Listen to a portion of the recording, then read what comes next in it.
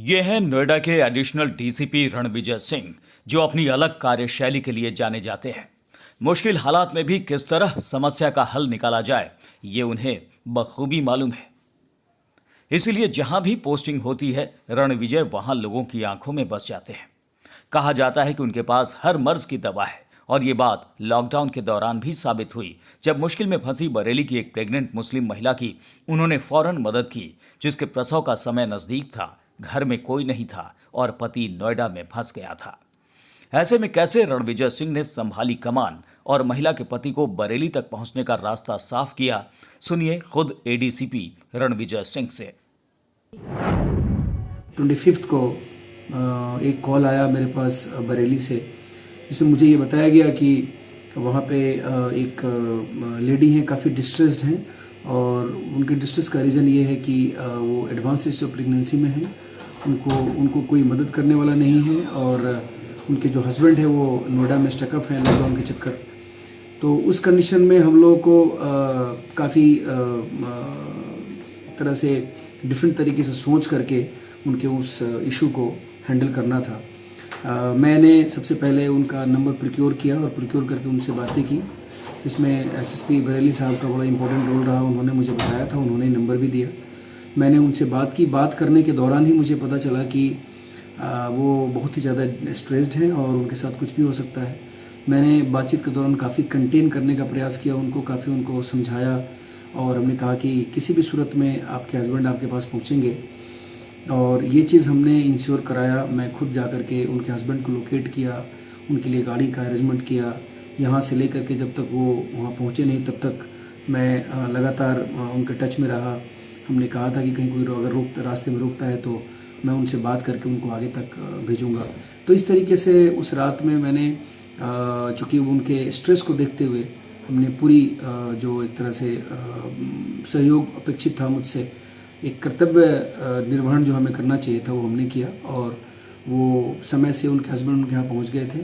वो बहुत ही भाव विह्वल थी। उनको लग रहा था कि ऐसे नीड ऑफ आवर में, ऐसी इमरजेंसी सिचुएशन में पुलिस वालों ने इस तरह से हमारी मदद की है। और उसके बाद भी हमसे लगातार अभी भी टच में है वो लोग, वो फैमिली।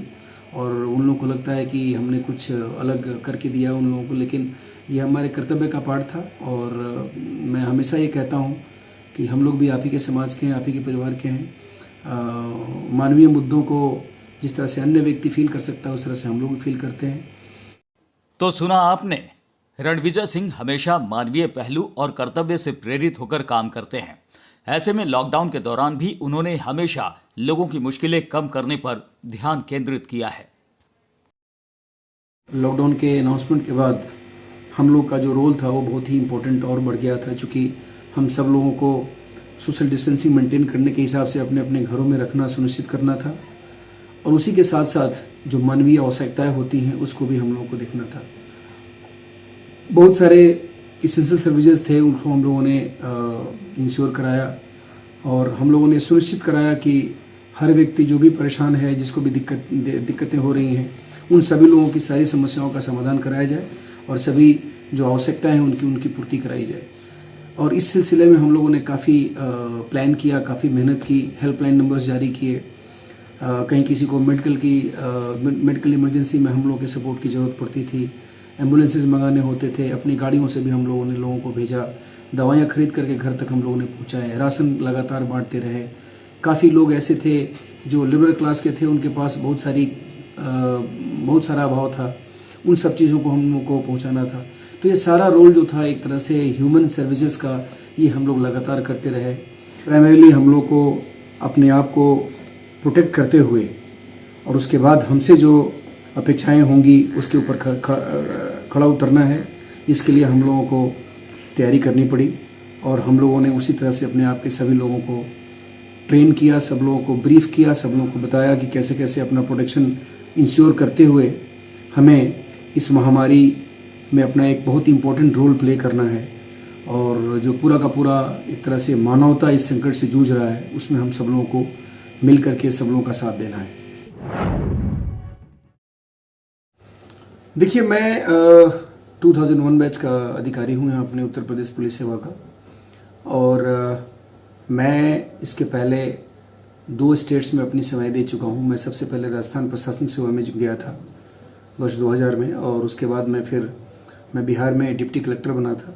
तो मैं वहाँ एसडीएम के ट्रेनी एसडीएम के रूप में मैंने 10 महीना वहाँ पे अपनी सेवाएं दी हैं। लेकिन उसके बाद चूँकि हमारे फैमिली में यूनिफॉर्म का बैकग्राउंड था, मेरे पिताजी भारतीय सेना में थे, तो यूनिफॉर्म के प्रति थोड़ा सा लगाव ज़रूर था। और जब मेरा सिलेक्शन यहाँ उत्तर प्रदेश पुलिस सेवा में हुआ तो मैंने बिहार प्रशासनिक सेवा की नौकरी को छोड़कर ही मैं यहाँ के आ गया। और उसके बाद से मैं लगभग पिछले 16-17 साल से अपनी सेवाएं उत्तर प्रदेश को दे रहा हूँ। इसमें हमारे इम्पोर्टेंट स्टेशंस रहे अलीगढ़, गाज़ियाबाद, मेरठ, और अभी मैं नोएडा में हूँ। इसके कुछ दो साल का पीरियड मेरा जौनपुर में भी रहा। कुछ छोटे पीरियड के लिए मैं एक बागपत जनपद में भी गया। देखिए, मैं ये मानता हूँ कि पुलिसिंग हर जगह होती है, लेकिन पुलिस की जो चैलेंजेज हैं वो ऑलमोस्ट सेम है हर जगह। क्राइम कंट्रोल करना, लॉ एंड ऑर्डर को कंट्रोल करना, वहाँ पे वीआईपी मूवमेंट्स को देखना, तो ये सारी चीज़ें बेसिकली ऑलमोस्ट हर जगह मिली। लेकिन हर एरिया का कुछ अपना स्पेसिफिक पैटर्न ऑफ क्राइम होता है। वहाँ के लोगों के या वहाँ के क्रिमिनल्स का मोडस ऑपरेंडी भी कुछ अलग होता है, कुछ माइंडसेट भी क्रिमिनल्स के अलग अलग होते हैं। तो उस तरीके से अगर देखा जाए तो मैं हर जगह चैलेंज हमको मिला, और मैंने पुलिसिंग को एक तरह से दिल से भी करने का प्रयास किया। हमेशा हमारा ह्यूमन अप्रोच रहा, और हमने ये कोशिश की कि क्राइम कंट्रोल के साथ ही साथ जो पब्लिक ग्रीवांस होती हैं, जो कंप्लेंट्स हम लोग के यहाँ आते हैं, ये हमें विशेष रूप से ध्यान देना चाहिए। और हमने सभी स्टेशंस पे, चाहे वो अलीगढ़ रहा हो, जौनपुर रहा हो, मेरठ रहा हो, गाज़ियाबाद रहा हो, सभी जगहों पर हमने ये कोशिश की कि एक ह्यूमन टच दिया जाए। पुलिस में हमने एक सबसे बड़ा जो इशू फेस किया या देखा, ऑब्जर्व किया, वो था ट्रस्ट डेफिसिट।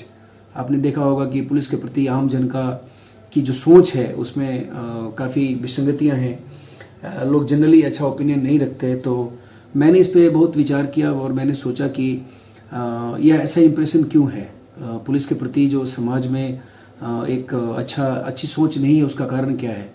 उन सभी मुद्दों पर हमने बहुत काम किया, और लोगों को मैंने एक ह्यूमन टच देने का प्रयास किया। तो हर जगह हमें काफ़ी इन्वॉल्व होना पड़ा अपने इशूज़ में, लोगों से काफ़ी इन्वॉल्व होकर। जैसे कोई आदमी कंप्लेंट लेके आता था या आता है आज भी, तो जब तक मैं उसके रूट कॉज तक नहीं जाता, उसको रिजॉल्व करने तक का प्रयास नहीं करता, तब तक मैं खुद मुझे सेटिस्फेक्शन नहीं होता। हर जगह लगभग इन्वॉल्व रहा, हर जगह चैलेंजिंग रहे मेरे लिए। लेकिन अगर बहुत स्पेसिफिक अगर आप देखेंगे तो लॉ एंड ऑर्डर के हिसाब से मेरठ काफ़ी चैलेंजिंग रहा मेरे लिए। लेकिन मैं आपको बताना चाहूँगा कि मेरठ के मेरे पूरे 3 साल के टेन्योर में हमने वहाँ के लोगों का लव एंड अफेक्शन बहुत प्राप्त किया, और लोगों के सहयोग से, वहाँ के लोगों के प्यार और स्नेह से हमने बहुत बड़ी बड़ी समस्याएं आई और सबको रिजॉल्व कराया। तो मैं ये मानता हूँ कि पुलिस अफसर को, पुलिस में, इस डिपार्टमेंट में अगर आप हैं तो आपको ह्यूमन टच दे करके अगर आपने पूरी पुलिसिंग के सारे इश्यूज़ को अगर आप हैंडल करना चाहेंगे तो आप हमेशा हर जगह सफल रहेंगे। देखिए, मैं बिहार के ईस्ट चंपारण जिले के एक छोटे से गांव से बिलोंग करता हूं। मेरी जो प्रारंभिक शिक्षा हुई वो गांव से ही हुई। उसके बाद मैं अपने जनपद के हेडक्वार्टर पे हमने इंटरमीडिएट और ग्रेजुएशन की शिक्षा ली। उसके बाद से मैं दिल्ली विश्वविद्यालय में आ गया, जहाँ पे हमने पोस्ट ग्रेजुएशन किया और वहीं पे LLB की डिग्री हासिल की। मैं दिल्ली यूनिवर्सिटी में लगभग 6 साल रहा, और वहाँ पे एक बहुत ही प्रतिष्ठित, और मैं कहूँगा कि हमारे लिए हमारा फॉर्चून मेकर प्लेस जो है वो ग्वार हॉल, जो दिल्ली यूनिवर्सिटी का हॉस्टल है, मैं वहीं रहा। और वहाँ के सीनियर्स लोगों का काफ़ी अच्छा मार्गदर्शन हम लोगों को मिला। और मैं समझता हूँ कि जो मैं हूँ उसके पीछे मेरा दिल्ली विश्वविद्यालय का एक परिवेश और ग्वार हॉल जो हॉस्टल है उसका परिवेश, ये बहुत बड़ा कारण रहा। और वहाँ से हमने अपनी तैयारी शुरू की सिविल सर्विसेज की, और मैं वहीं से सिविल सर्विसेज की 3 स्टेट्स की परीक्षा पास की। राजस्थान में पहले ज्वाइन किया, उसके बाद फिर मैं बिहार में कुछ दिनों के लिए गया, फिर मैं उत्तर प्रदेश में आ गया, और लगभग उत्तर प्रदेश में पिछले 16-17 साल से अपनी सेवाएं दे रहा हूँ। मैं सिविल सर्विसेज के प्रति आकर्षित हुआ था। उसके पीछे कारण, जैसा कि मैंने बताया, कि हमारे परिवार में यूनिफॉर्म का बैकग्राउंड था।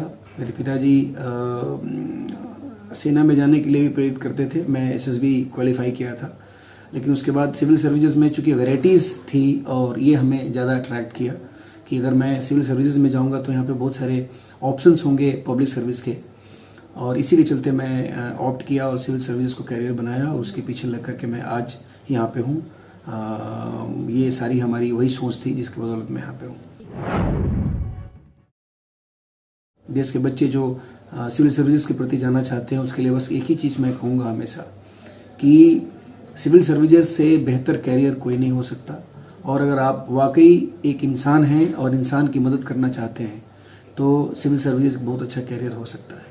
इसके लिए कुछ नहीं, आपको बड़ी लगन के साथ, चूँकि एक सिविल सर्वेंट से जो एक्सपेक्टेड चीज़ें होती हैं उसको टेस्ट करने के लिए जो हमारा जो एग्ज़ाम का सिस्टम है उसको समझने की आवश्यकता होती है। उसमें यह है कि आप किसी मुद्दे को कैसे समझते हैं, कितनी गहराई से समझते हैं, समझ करके उसका उचित समाधान कैसे निकालते हैं।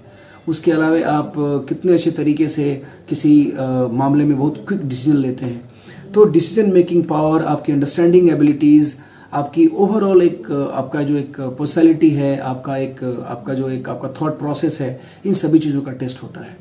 तो हमें एक अच्छा इंसान बनना चाहिए, हमारी सोच और समझ पॉजिटिव होनी चाहिए, हमें हम अपनी निर्णय क्षमता जो हमारी है उसको देखना चाहिए, और इन सभी चीज़ों को अगर हम ठीक कर ले तो मुझे लगता है कि फिर वही चीज़ें हमारे एग्ज़ाम के प्रोसेस में डिफरेंट स्टेजेस में रिफ्लेक्ट होती हैं। अगर हम प्रीलिम्स देते हैं तो हम कितना क्विकली किसी चीज़ के आंसर को आइडेंटिफाई कर लेते हैं, निकाल लेते हैं, सही आंसर को निकाल लेते हैं, हमारी मेमोरी कितनी अच्छी होती है, हमारा बैकग्राउंड कितना अच्छा है, हम किसी टॉपिक को कितनी गहराई से पढ़े हुए हैं उसका टेस्ट हो जाता है। जब आप मेंस स्टेज में जाते हैं तो मेंस स्टेज में कॉम्प्रिहेंसिवली अगर किसी चीज़ पे आपको कुछ बताना है, कुछ सोचना है, कुछ लिखना है, कुछ करना है, तो कितना अच्छा तरीके से आप कर सकते हैं वो उसका टेस्ट हो जाता है। और जब आप इंटरव्यू में जाते हैं तो इंटरव्यू में आपके व्यक्तित्व का पूरा एक तरह से टेस्ट हो जाता है। तो मैं समझता हूँ कि इन सब चीज़ों को अगर स्टार्टिंग समय में जब आप प्रिपरेशन करना शुरू करते हैं और इन सब मुद्दों पर आपने ध्यान से सोचा तो मुझे लगता है कि सिविल सर्विसेज क्वालिफाई करना कोई टफ काम नहीं होता है। और अगर वाकई आप अगर आप इंटरेस्टेड हैं लोगों की सेवा के लिए तो ये बहुत बेहतर करियर होता है। और मैं आप सब लोगों को शुभकामनाएं देना चाहता हूँ जो एस्पिरेंट्स हैं, जिनको सिविल सर्वेंट्स बनने की इच्छा है। आप सब लोग के लिए मेरी शुभकामनाएं हैं, और मुझे लगता है कि लगन के साथ अगर आप इस परीक्षा की तैयारी करेंगे तो आप ज़रूर क्वालिफाई करेंगे।